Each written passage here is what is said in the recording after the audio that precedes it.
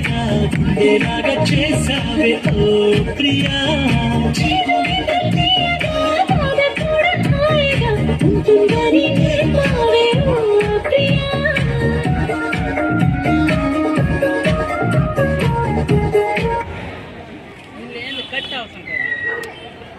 అప్పు తీసుకున్న మాట నిజమా?